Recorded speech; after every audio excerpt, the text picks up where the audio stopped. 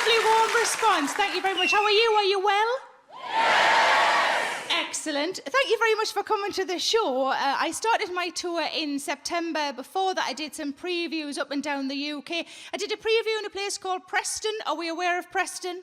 Yeah. I parked my car. I don't know if this is a good indication of what people are like in Preston, but I parked my car outside of the venue, and as I walked into the venue, a man offered me anal sex.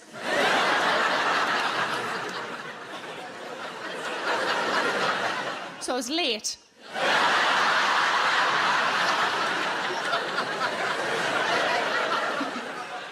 I was going to say I'll tell you a bit about me, but I think I just have. It's lovely to be here, though. It's a nice temperature in here, isn't it? We'll get warmer as we go on, obviously the lights and whatnot. I respond in quite a peculiar way to the heat, I think, mostly sort of here. I realised I aimed that just at you guys in the front there, didn't I? Sorry about that. Hey, upstairs can have a go. There you go. Down there gets what I call claggy. Anybody else got a good word for that? Anybody else? Moist. Who said moist? Moist is a good word. What was that one? Sticky. Oh, there was a lady the other day said, what you've got there is LDF. I said, what does LDF stand for? She said, long day Fanny.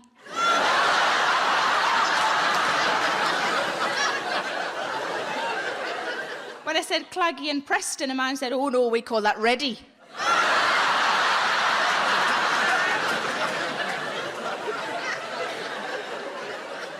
But what I do when it gets moist and sticky, I just do a plie.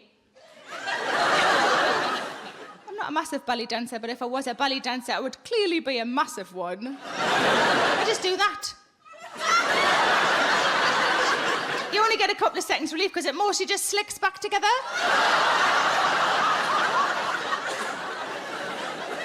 I did a show in Edinburgh and a lady at the back of the room shouted out, you need to use some talc. And I thought, surely that just forms a paste.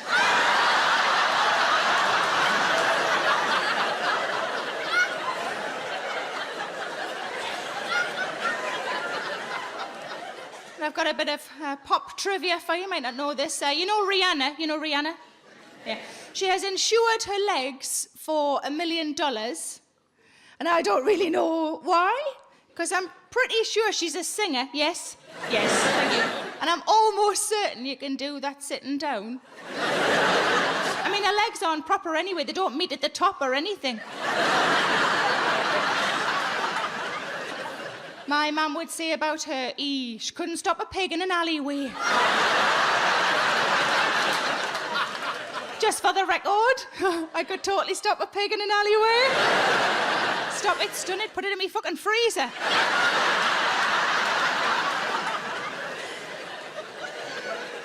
I do have a good relationship with my mum. You know, sometimes in comedy you laugh at things because it's familiar, because it's a shared experience. Sometimes you laugh because you're just glad you're not me. I think this next thing might fall into the latter category.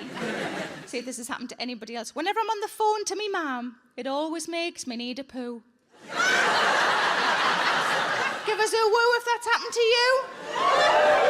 If you're good. I've looked into it. It's a closeness issue. It means that me and those people who wooed, we love our mums more than the rest of you lot love yours.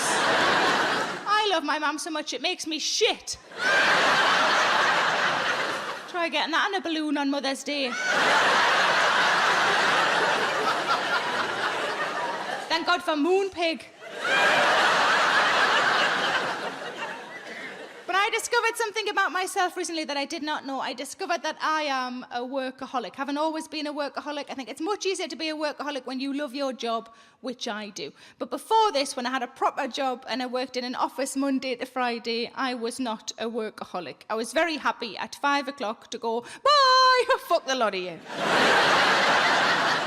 But But I read an article about workaholics by a man called Oliver Berkman, and he said people are workaholics for one of two reasons. Either they're hiding away from something at home, or they have nothing else going on in their lives. And I realised quite sadly that I fell into the latter category. I had my job, but I didn't really do or have anything else. One of the remedies he suggested to fix this, he said, actively create meaning elsewhere. And that's what I decided to do over the last 12 months, and that is what my show is about. Now, the first thing I decided to do, I decided to buy a house. I'd lived in the same rented city centre flat in Manchester for the last 6 years, and I really wanted somewhere, I wanted a house, I wanted to settle down. I wanted a house mostly because I'd lived in flats for 16 years, and I really missed going upstairs to bed. Not through the fucking kitchen. Upstairs to bed. But I was sitting only a few weeks ago, quite smugly, upstairs in bed, thinking, this is the life. I've arrived. I'm upstairs in bed. And then I thought, shit, now I've got to go downstairs for food. But what I wanted was somewhere that makes me feel the same way my parents' house makes me feel. They've lived in the same house since they got married 47 years ago. Exactly, and this is what I wanted. I wanted somewhere that I could build memory after memory after memory. Now, I was there sort of late summer last year with my sister, the four of us just sitting around with cups of tea around the kitchen table, putting the world to rights. It was lovely. And at the exact same moment, my sister and I both heard the ice cream man. And it was like no time had passed. No words were exchanged between my sister and I. She shot me a look that said, do you want one? And I shot back a look that said, of course I fucking do. She picked up her purse and she ran out of the house. When she came back in, she told me there'd be no children anywhere near the ice cream man, just a 44-year-old woman running towards it. He'd started to pull away. She had to flag him down. And as she flagged him down, he shouted out of the window, come on, missus, you can do it.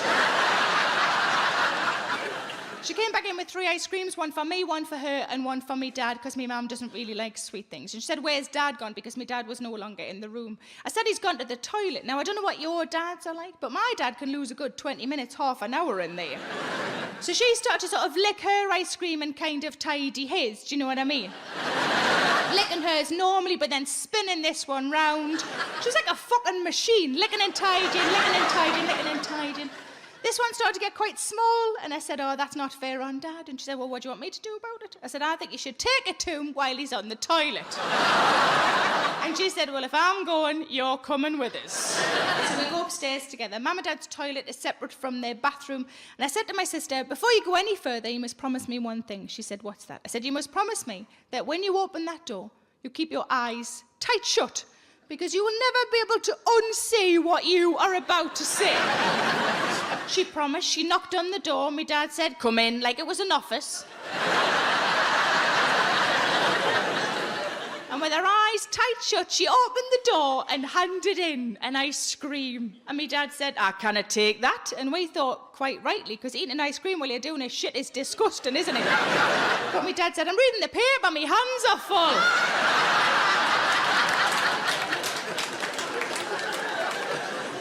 But my parents have always lived near a park, and I'd always been able to see a tree out of my bedroom window, so that became another priority. I wanted to see a tree out of my bedroom window. Didn't give a shit if it was on a fucking roundabout, just a tree.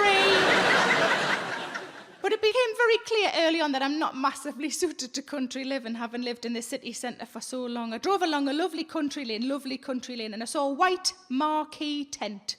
And instead of thinking, oh, somebody's having a lovely summer party, I just thought, oh, someone's been murdered.